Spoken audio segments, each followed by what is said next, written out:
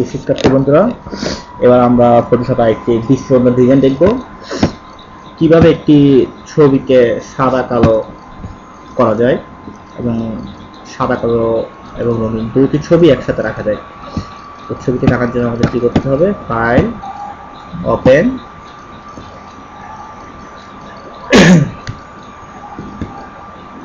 ডেস্কটপে রেখে ছবিটা আমি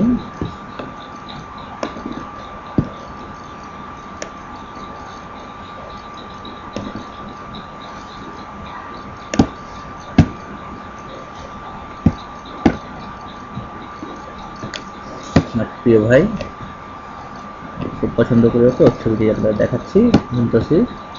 প্রথমে আমরা right click, duplicate layer, okay করে ফেলবো। ডুপ্লিকেট লেয়ার নিব, নিয়ে image adjustment, shift control U, দৃষ্টি রাখ, ওকে। দেখুন এটা সাদা কালো হয়ে গেছে। আমরা চাচ্ছি এটাকে এখন রোটেট করবো। এখানে আমরা কি করবো? আমরা আমাদের টুল বক্স থেকে ইরেজার টুল, এই টুলটা নিব। এই যে এখানে ইরেজার টুল দেখছেন, এটা আমরা কিবোর্ড থেকে ফার্স্ট ব্র্যাকেট, সেকেন্ড ব্র্যাকেট, এই থার্ড ব্র্যাকেটের যে টুলটি আছে ওটা প্রেস করে শুরু করতে পারি এবং বড় করতে পারি। আমি ফার্স্ট ব্র্যাকেট বলছিলাম, সরি, সেকেন্ড ব্র্যাকেট যেটি আছে কিবোর্ডে ওটা দিয়ে আমরা বড় করতে পারি।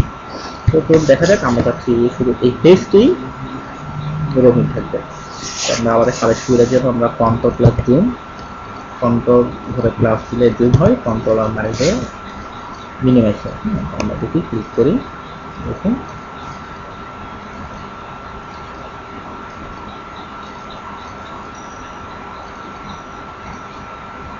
আমরা ওটাতে কাজ শুরু করার জন্য প্লাস টুলটি শুরু করবো এবং জুম করবো।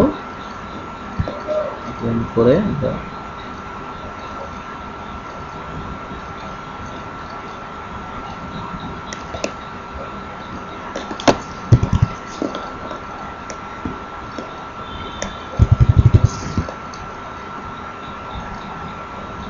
এভাবে আমরা অনেক মজাদার ফটোশপে অনেক মজার কাজ করা যায়।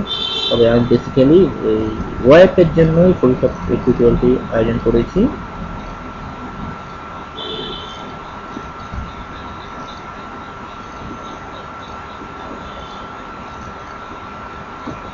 যদি আরো মজা কাজ করে আপনাদের ঘরের মালিকের মামলা দিতে পারেন যে তিনজন একসাথে ছবি তুলেছেন, মাঝখানে একজনের ছবি রঙিন আর দুজন সাদা কালো।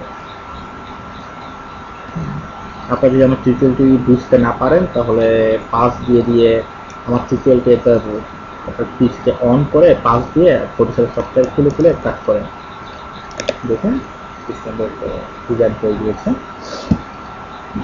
এভাবে আমরা আরো আমরা কাজ করতে পারি। যেখানে দুই জনের ছবি থাকবে, একজনের ছবি সাদা কালো আর একজনের ছবি রঙিন।